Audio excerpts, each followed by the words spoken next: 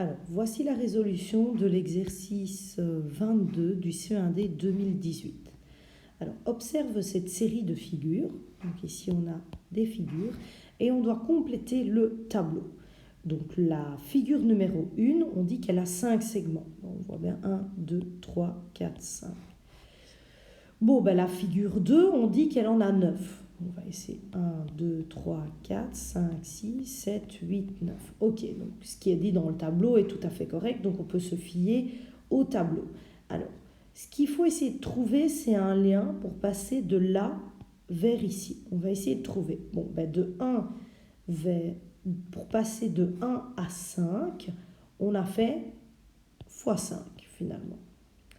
Bon, pour passer de 2 à 9, quel est le chemin le plus court? En fait, on fait fois 5 moins 1. On continue pour la suite. Pour passer de 3 à 13, on se rend compte que le chemin le plus court, c'est faire quoi? C'est faire fois 5 moins 2. Bon, qu'est-ce qu'on remarque? On remarque que la base, c'est en tout cas de multiplier par 5. Ça, c'est sûr. Et puis là, on se rend compte qu'ici, on fait moins 1 alors qu'on part de 2, moins 2 alors qu'on part de 3. Donc, on a envie de supposer que ici, on va faire fois 5, moins 3.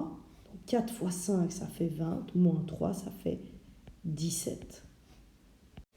Alors, continuons à répondre aux questions. Ici, il est écrit « Détermine le nombre de segments nécessaires pour réaliser la figure 11 ». Du coup, qu'est-ce qu'on avait dit? On faisait 11 fois 5 moins 10. 11 fois 5, ça donne 55, moins 10, ça donne 45. Bon, détermine le numéro de la figure que tu pourrais réaliser avec 65 segments. Bon, ici, il va falloir réfléchir dans l'autre sens, en se disant que 65, c'est un certain nombre qu'on lui a soustrait, et puis auquel on a multiplié par 5. Bon, qu'est-ce qui marcherait? Comment est-ce qu'on va faire ça? En tout cas, pour la soustraction, pour qu'un nombre termine par 5, il faut qu'il soit soustrait de 5. Bon, comme il doit être soustrait, en tout cas de quelque chose qui termine par 5, on va, à mon avis, se douter qu'on va devoir lui soustraire 15. Et comme on lui a soustrait 15, le nombre ici au départ, c'est une unité en plus, donc c'est 16. Et on va vérifier ça.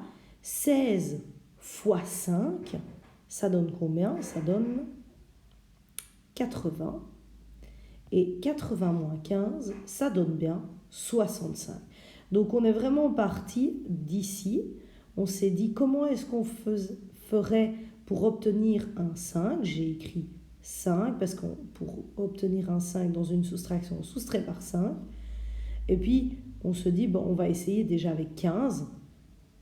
Et voilà, c'est comme ça qu'on a réalisé cet exercice.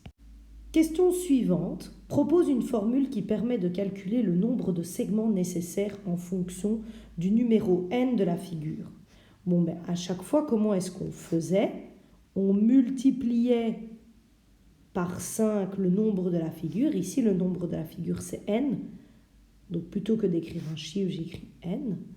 Moins cette position-là, moins 1. Ça se traduit comment, ça? La position n moins 1. Et voilà pour la résolution de cet exercice.